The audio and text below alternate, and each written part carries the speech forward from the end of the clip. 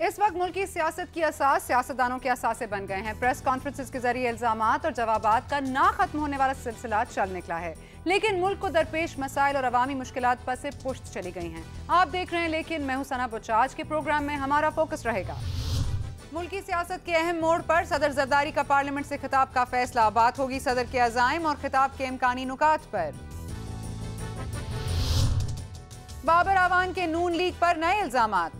एक खुफिया मुलाकात और हुई है 4 बजे शाम 23 नवंबर को नवाज शरीफ साहब ने मॉडल टाउन वाले घर में एक ऐसे साहब के साथ मुलाकात की जिनको इस पिटीशन के हवाले से तफ्तीश का काम सौंपा गया था। पूछेंगे नून लीग से कि इन इल्जामात में कितनी सदाकत है। इमरानी सियासत की असास कप्तान के असासे सामने आ गए। मैं आज आप सबके सामने डॉक्यूमेंट्स देने लगा हूं जो मेरे ऊपर एलिगेशंस लगी, और मैं ये उम्मीद रखता हूं कि मैं जो आज कर रहा हूं उसके बाद सारी पॉलिटिकल पार्टीज़ के लीडर इसी तरह अपने असासे पब्लिक में असल असासे डिक्लेयर करेंगे। शहबाज शरीफ ने कप्तान का चैलेंज कबूल कर लिया। उनके साहिबजादे सुलेमान शहबाज आज हमारे प्रोग्राम लेकिन में अपने असासे जाहिर करेंगे। और इसके अलावा बात करेंगे लॉर्ड नजीर अहमद से कि इमरान फारूक कत्ल केस की तहकीकात से रहमान मलिक साहब को क्या परेशानी थी। What an eventful day it's been. Imran Khan साहब ने असासे डिक्लेयर कर दिए हैं अपने एक प्रेस कॉन्फ्रेंस में। उनके राइट हैंड साइड पे बैठे हुए थे वजूद्दीन अहमद साहब और उनके लेफ्ट हैंड साइड पे बैठे हुए थे उनके vice chairman of the PTI Shah Mahmood Qureshi. और सारे तमाम असासे वो कहते हैं डिक्लेयर कर दिए गए हैं। उसके बाद चौधरी निसार ने अब से कुछ देर कबल गुफ्तगू की है प्रेस से और उन्होंने भी यही कहा है कि सारे असासों में कुछ ऐसे असासे हैं जो डिक्लेयर नहीं किए गए हैं। इसी पर बात करेंगे। इस वक्त हमारे साथ मौजूद हैं सुलेमान शहबाज साहब। बहुत शुक्रिया सुलेमान साहब, thank you for joining us. आप भी अपने असासे डिक्लेयर करने का जो चैलेंज है इमरान खान साहब का आपने कबूल किया है। जी अस्सलाम वालेकुम Sana, thank you very much for inviting me on your programme. बिल्कुल मुझे बड़ी खुशी है कि आज कौम खुल के जो आप सवाल करना चाहती हैं हमारे एसेट से रिलेटेड कौम सुने। हम हर सवाल का जवाब देने के लिए तैयार हैं। मेरे ताया जान मियाँ मोहम्मद नवाज शरीफ, मेरे वालिद, मेरे भाई, मेरे कज़न्स, उन सब का मैंडेट है मेरे पास। इंशाल्लाह आपकी हर बात का सवाल का जवाब देंगे।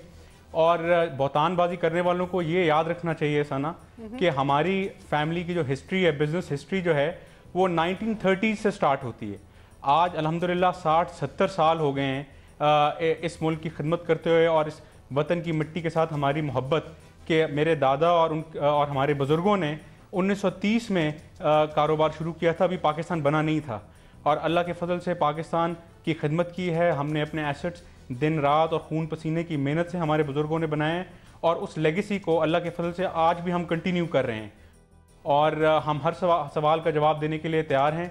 और हमारे एसेट्स जो हैं वो तो उस पर क्या डिक्लेरेशन करनी है हमने, दे आर ऑलरेडी डिक्लेयर्ड। मेरे ताया जान और मेरे वालिद हर साल अपने एसेट्स और टैक्स रिटर्न्स को डिक्लेयर करते हैं। शायद इल्ज़ाम लगाने वालों को ये पता नहीं है कि आखिरी इलेक्शन की रिक्वायरमेंट ये थी कि आप अपने रिटर्न्स भी डिक्लेयर करेंगे और अपने एसेट्स भी डिक्लेयर करेंगे। और हमने अल्हम्दुलिल्लाह क्वालिफाई किया अपने एसेट्स को डिक्लेयर करके और वो सब कुछ इस्टेब्लिश्ड है सामने।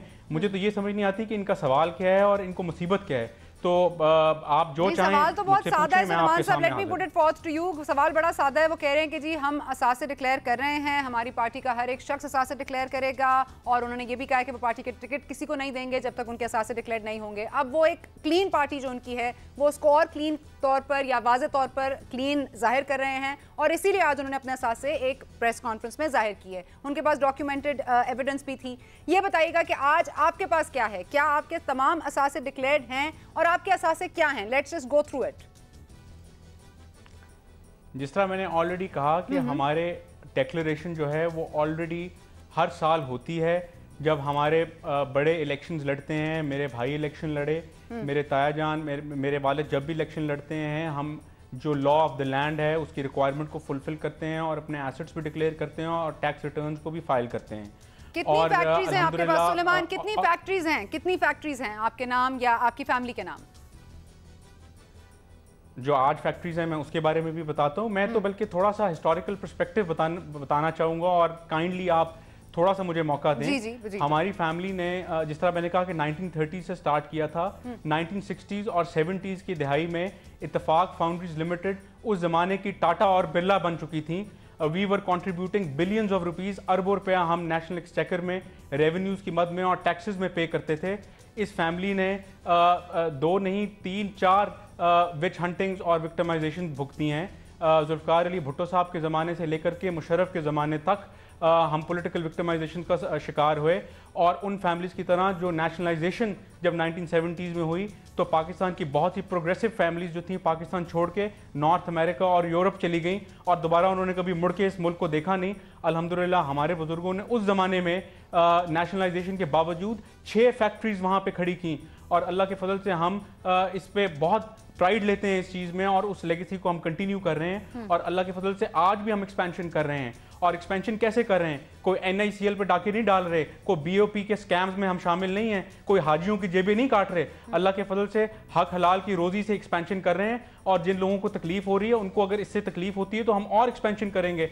आज मेरी कंपनी में अल्लाह के करम से 1000 के करीब परमानेंट एम्प्लॉई है जो यहाँ पे काम कर रहा है। डायरेक्टली और इनडायरेक्टली 1000 खानदान हमारे साथ जुड़े हुए हैं। क्या अगर हम इस मुल्क में कारोबार ना करें तो पाकिस्तान से बाहर चले जाएं, या जिस तरह मैंने कहा कि हम लूट मार शुरू कर दें, लैंड माफिया का हिस्सा बन जाएं?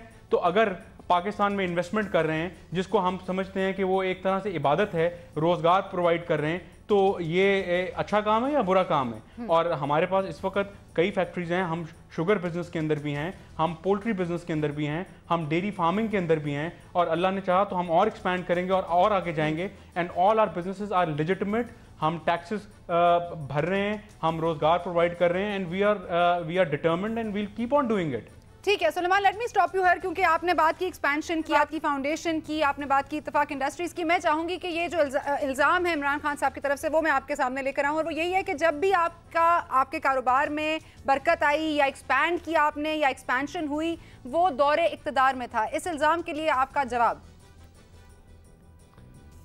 मैं आपसे यही अभी अर्ज कर रहा था कि जब 1970s की नेशनलाइजेशन हुई और भुट्टो साहब ने सारी हमारी अपना खून पसीने की कमाई रातों रात चली गई। कोई भी एंटरप्रेन्योर हो, सना आप जानती हैं, वो कोलैप्स कर जाता। और मेरे दादा को ये मशवरे दिए गए कि जी आप भी पाकिस्तान से बाहर चले जाएं, आप भी दुबई चले जाएं, आप यूरोप चले जाएं, अमेरिका चले जाएं। हमारे पास बहुत अपॉर्चुनिटीज़ थी बट वी डिडंट गो। हम बिल्कुल क्लियर हेडेड थे। उस वक्त भी हमने अपने यहाँ 6 फैक्ट्रीज लगाई उसी दौर में।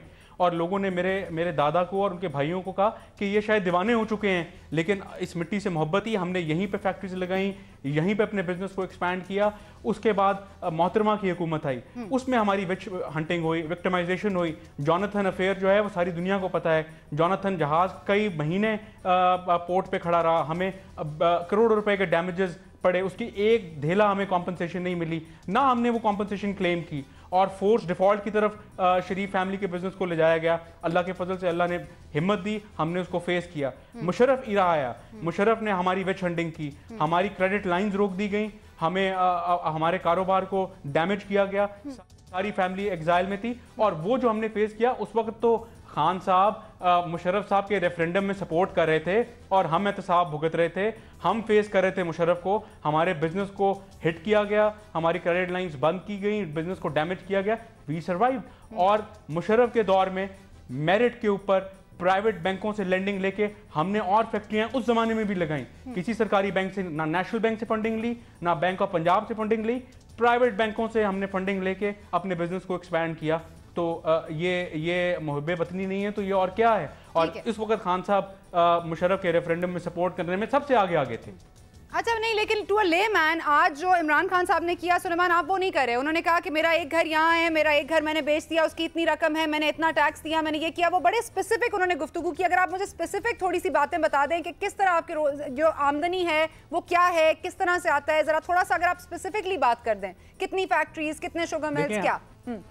देखें, हमारी फैमिली 1930 से ऑनवर्ड्स हमेशा से हैवी इंडस्ट्रीज में हम रहे। हम स्टील मैन्युफैक्चरिंग में रहे, हम एग्रीकल्चरल इम्प्लीमेंट से लेके एडवांस मिलिट्री इक्विपमेंट बनाते थे। ठीक है। उस कंपनी को जिसका नाम इत्तेफाक फाउंड्रीज लिमिटेड था, उसको नेशनलाइजेशन ने डैमेज किया। उसके बाद उसको हमने अपने पाँव पे फिर खड़ा किया। मोहतरमा के ज़माने में अर्ली 90s में जॉनथन अफेयर हुआ, जब खाम माल के जहाज़ कई महीने पोर्ट पे खड़े रहे और उनको एंटर नहीं होने दिया गया, वो रॉ मटेरियल्स हमें मिले नहीं और फोर्स डिफॉल्ट की तरफ लेके हमें ले जाया गया। अल्लाह के फजल से उसको भी हमने सस्टेन किया। और यहाँ पे एक बहुत pertinent point, please allow me, Khan साहब को और पॉलिटिशियंस को आज एसेट्स का डंडोरा सारे बहुत पीट रहे हैं। I will go one step further. मेरे वालिद साहब ऑलरेडी ऑन रिकॉर्ड हैं, हमने ये कहा कि एसेट्स तो अपनी जगह पे ठीक हैं, हम कौम को उसका जवाब इंशाल्लाह देंगे और सेटिस्फाई करेंगे, लेकिन I will go one step further. जिन्होंने सियासी बुनियादों के ऊपर डिफॉल्ट्स किए और राइट ऑफ्स लिए और कर्जे माफ करवाए सियासी बुनियादों के ऊपर, वो कहां पे हैं? अल्लाह के फजल से ये पॉलिटिकल फैमिली वाहिद पॉलिटिकल फैमिली है जो कॉर्पोरेट बिजनेस में आज तक एक राइट ऑफ हमने नहीं लिया, एक कंपनी में डिफॉल्ट नहीं किया और ना कोई सूद माफ करवाया, ना कोई कर्जा माफ करवाया। उन्होंने अरबों खरबों नेशनल बैंक के और बीओपी के कर्जे माफ करवाए सियासी बुनियादों पे। उनका नाम लेने वाला तो आज कोई भी नहीं है। तो जिस तरह मैंने मेंशन किया कि हम हमेशा से हैवी स्टील बिजनेस में थे, उसके बाद हम टेक्सटाइल्स के अंदर थे और कोई हमने डिफॉल्ट्स नहीं किए, हमारा बिजनेस अकाउंट्स हर चीज़ रेगुलर है। और आज I am passionate about Pakistan agriculture. हम यहाँ पे टका के इन्वेस्टमेंट कर रहे हैं, हम प्रोग्रेसिव इन्वेस्टमेंट कर रहे हैं, हम इस वक्त पोल्ट्री बिजनेस के अंदर भी हैं, हम डेयरी बिजनेस के अंदर भी हैं, हम रूरल सेक्टर के अंदर जॉब्स क्रिएट कर रहे हैं, हम वहाँ पे एक्सपेंशन कर रहे हैं। और जिस तरह मैंने कहा कि सब बिजनेस लेजिटिमेट है और प्राइवेट बैंकों से लेंडिंग हो रही है। किसी गवर्नमेंट के एक बैंक से अगर लेंडिंग हमने ली हो पिछले जब से हम गवर्नमेंट में आए हैं या उससे पहले भी, तो मैं किसी भी खैराती इदारे को अपने बिजनेसेस देने के लिए तैयार हूँ।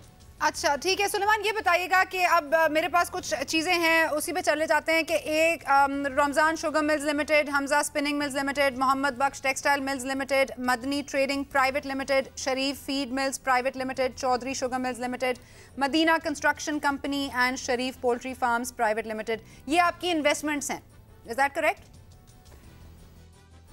इससे कहीं ज़्यादा अल्लाह के फजल से इन्वेस्टमेंट्स थी। जब हाउस ऑफ इत्तेफाक जो जॉइंट फैमिली थी मेरे दादा और उनके भाइयों की, उसमें से बहुत सी फैक्ट्रीज जो हैं वो हमारे कजन्स में डिस्ट्रीब्यूट हो चुकी हैं और उन बिजनेसेस से हमारा कोई लेना देना नहीं। इनमें से भी कई कंपनीज ऐसी हैं जो कि अभी एग्जिस्ट नहीं करती। मेनली हम शुगर बिजनेस में हैं, हम पोल्ट्री बिजनेस के अंदर हैं और हम डेयरी फार्मिंग के अंदर और कॉर्पोरेट एग्रीकल्चर के अंदर हैं। उन बिजनेसेस की डिटेल्स जो हैं ऑलरेडी हम आपको भेज चुके हैं, शायद आपके रिकॉर्ड में भी होंगी। वो सब चीज़ें ऑन रिकॉर्ड हैं और ऑल बिजनेसेस आर रेगुलर। और मैं आपसे यही जानना चाहता हूँ या जो लोग तनकीद कर रहे हैं कि वो स्पेसिफिकली बताएं कि कौन सी डिक्लेरेशन वो चाहते हैं।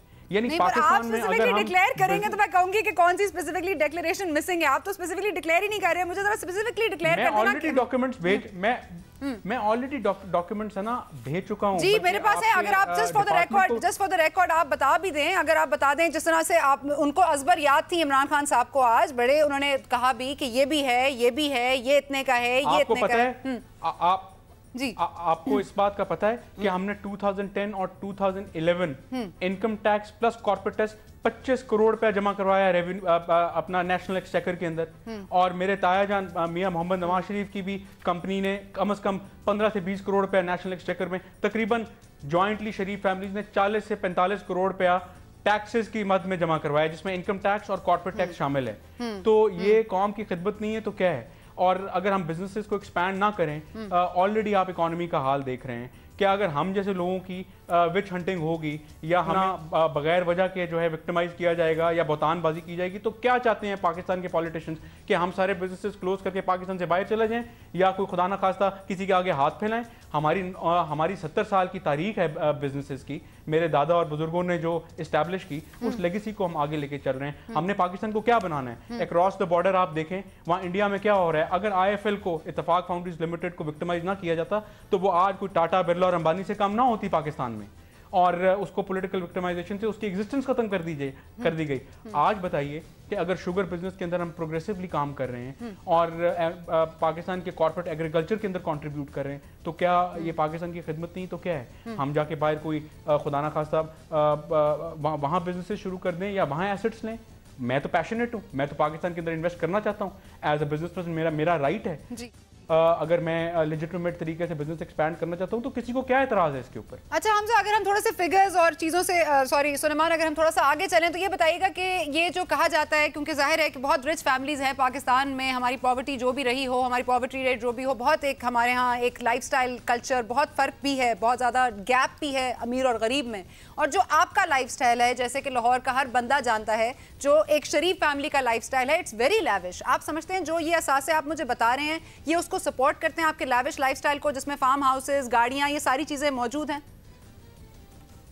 Thank you very much for your question and it's a very good question जी। सना, हमारी जो 60-70 ईयर्स की हिस्ट्री है, जो मेन हमारे एसेट्स हैं पाकिस्तान में, हमारे घर हैं, आबाई घर या हमारी एग्रीकल्चरल लैंड, वो मेरे दादा से हमने इनहेरिट की।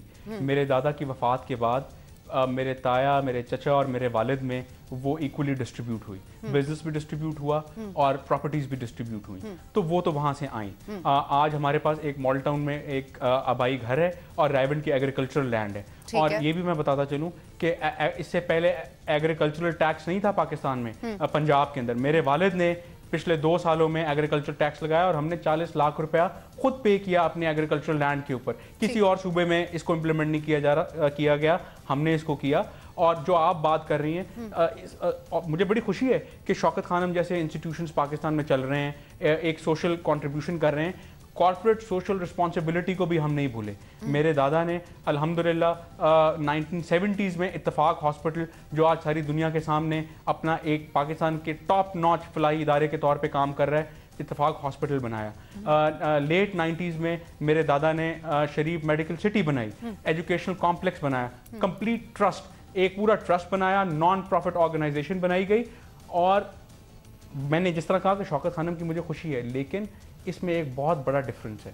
हमने ना हुकूमतों से ज़मीनें ली, ना हमने ड्यूटियां माफ़ करवाई, 100% अपनी कंपनी से, अपनी खून पसीने की कमाई से इन ट्रस्ट को खड़ा किया, इन हॉस्पिटल्स को और एजुकेशनल कॉम्प्लेक्सेस को खड़ा किया। जबकि शौकत खानम को और भी बहुत से इंस्टीट्यूशंस को मुफ्त ज़मीनें भी मिली, ग्रांट्स भी मिली, और उसमें भी हमारी कंट्रीब्यूशन शामिल है। शौकत खानम को अल्हम्दुलिल्लाह 5 करोड़ रुपया मेरे ताया के ज़माने में उस वक्त उसकी ज़मीन की वैल्यू थी, वो दी गई। लेकिन शरीफ मेडिकल सिटी और इत्तफाक हॉस्पिटल की ना ज़मीन गवर्नमेंट की ग्रांटों से खरीदी गई, ना मशीनरी पे कोई ड्यूटियां बचाई गई, और हमने खुद उसको फाइनेंस किया। ठीक है, ये तो बात हो गई लोकल लेवल पर। मुझे ये बताइएगा नेशनली, क्योंकि आपने कहा कि आपने बाहर इन्वेस्ट नहीं किया, आपने पाकिस्तान में ही इन्वेस्ट किया, लेकिन आपके जो कज़न है यानी कि हसन नवाज साहब, ये बताइएगा कि उनका भी एक लंदन में एम्पायर कहा जाता है, जिसके बारे में बार बार गुफ्तगू भी होती है, वो उन्होंने कैसे किया, पैसे उसके लिए बाहर कैसे गए, वापस कैसे आ रहे हैं, इस पर जरा थोड़ी सी अगर आप रोशनी डाल दें। उस पर मैं बिल्कुल अभी आपको उस पर भी क्लैरिफाई कर देता हूँ, लेकिन मैं चाहता हूँ कि कॉम सुने, आपके व्यूअर्स सुने। अगर पाकिस्तान से रिलेटेड बिजनेस के ऊपर कोई क्वेश्चन आपका इसके अलावा है या कोई कंफ्यूजन है, तो वो अभी क्लियर होनी चाहिए। उस पर आप मुझे जो सवाल करना चाहती हैं भी कर लें। जिस तरह मैंने कहा कि ना, अच्छा अब हम अगर इंग्लैंड के ऊपर आ जाएं, हसन नवाज साहब वो मेरे कज़न हैं, मेरे बड़े भाई हैं। 1999 से कू से पहले जब हमारी 97 में गवर्नमेंट आई, उस वक्त वो इंग्लैंड में पढ़ रहे थे। जब 99 का कू हुआ तब भी वो इंग्लैंड में पढ़ रहे थे और वो पाकिस्तान नहीं आ सके क्योंकि कू हो गया। उनकी ओथ सेरेमनी, जो उनकी जब डिग्री कंप्लीट हुई, तो मेरे ताया जान और मेरी जो ताई हैं वो उनकी ओथ सेरेमनी पे जा नहीं सके क्योंकि वो यहाँ पे जेलों में बंद थे और उनकी ओथ टेकिंग सेरेमनी पे नहीं वो जा सके। हसन नवाज साहब उसके बाद वहीं पे रहे क्योंकि आपने देखा कि मेरी बहनें आईं उस दौरान मुशर्रफ ईरा में, मेरे वालिद आए, मेरे ताया आए, मेरे कज़न्स को यहाँ पे बंद किया गया। तो हर एक को तो यहाँ पे एक तो विच हंटिंग हो रही थी और उनको वापस आने नहीं दिया जा रहा था। तो हसन साहब पाकिस्तान कैसे आते? क्या 99 के बाद वो अपनी डिग्री खत्म करने के बाद क्या वहाँ पे पब्लिक वेलफेयर पे चले जाते या किसी आगे हाथ फैलाते? बिजनेस ना करते तो क्या करते वहाँ पे? वो उन्होंने वहीं स्टार्ट किया, यहाँ से कोई रकम नहीं गई, उन्होंने वहां पे अपना बिजनेस एस्टैब्लिश किया, लेजिटिमेट तरीके से एस्टैब्लिश किया। उनकी कंपनीज जो हैं यूके की रजिस्टर्ड कंपनीज हैं, वहां पे वो यूके के लॉज के मुताबिक ऑपरेट कर रही हैं और बिल्कुल लेजिटिमेट एंटरप्राइजेज हैं। और अगर किसी को प्रॉब्लम है इसके ऊपर, जब और सबसे बड़ी बात यह कि किसी पाकिस्तान के इंस्टीट्यूशन पर डाका डाल के वहां पे बिजनेस शुरू किया गया। जिस तरह मैंने कहा कि कोई मुशर्रफ साहब ने हमारे अपने 10 सालों में 9 सालों में हमारे एक तो फिर लगभग कितने खरब रुपए की कितने खरब रुपए के एसेट्स हुए? ये सुलेमान थोड़ा बताइएगा, थोड़ा खरब रुपए में चली गई अब आपकी कोई डिक्लेरेशन जो है जी। एसेट्स की वैल्यू क्या होगी, कितने खरब रुपए होगी तमाम एसेट्स को मिला के?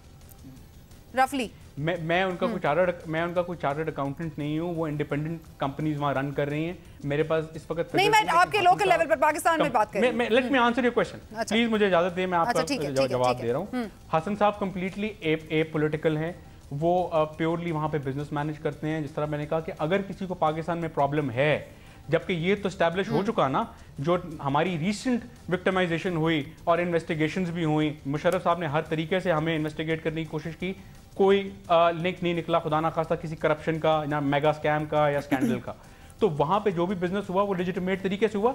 Let me complete. तो अगर किसी को प्रॉब्लम है तो वो, हर बंदे को शौक है आजकल स्कॉटलैंड यार्ड के पीछे जाके छुप जाने का, तो अगर किसी को प्रॉब्लम है तो यूके अथॉरिटीज के पास जाएं, उनसे बात करें। वो लॉ ऑफ द लैंड के मुताबिक कंपनीज वहां ऑपरेट कर रही हैं, वहां टैक्स पे करती हैं, लेजिटिमेट तरीके से चलती हैं। अगर किसी को बहुत प्रॉब्लम है तो यूके अथॉरिटीज के पास जाएं, लैंड रजिस्ट्री वहां पे है, रियल एस्टेट कंपनीज है जहां तक मुझे पता है वो, तो लैंड रजिस्ट्री तो 5 पाउंड देंगे वो, और सारा रिकॉर्ड सामने आ जाएगा, जाएं और रिकॉर्ड निकलवाएं और जो इन्वेस्टिगेशन करनी करें।